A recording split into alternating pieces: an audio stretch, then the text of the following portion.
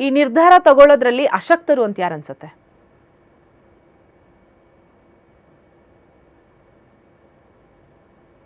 ಅಂದ್ರೆ ನಿರ್ಧಾರ ತ್ರಿವಿಕ್ರಮ್. ಓಕೆ, ಇನ್ನ ಕೊಟ್ಟ ಮಾತನ್ನ ಉಳಿಸ್ಕೊಳ್ಳೋದ್ರಲ್ಲಿ ಅಶಕ್ತರು ಅಂತ ಯಾರು ಅನ್ಸುತ್ತೆ? ಅಂದ್ರೆ ಮಾತು ಕೊಟ್ಬಿಡ್ತಾರೆ ಬಟ್ ಅದನ್ನ ಉಳಿಸ್ಕೊಳಕ್ಕಾಗಲ್ಲ ಆಮೇಲೆ. ಓಕೆ, ಎರಡಕ್ಕೂ ತ್ರಿವಿಕ್ರಮ್ ಅವ್ರ ಹೆಸರು ತಗೊಂತೀರಿ ನೀವು.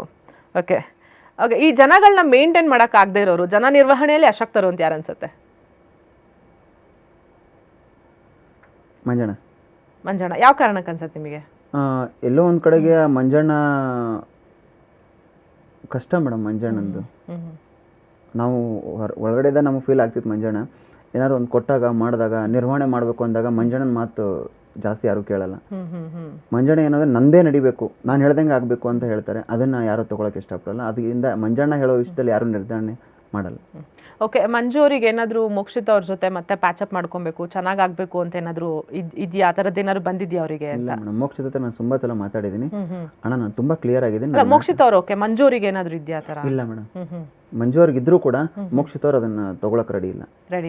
ಓಕೆ, ನಿಮ್ಮ ಪ್ರಕಾರ ಯಾರು ವಿನ್ ಆಗ್ಬೋದು? ಹನುಮಂತು ವಿನ್ ಆಗ್ತಾರೆ.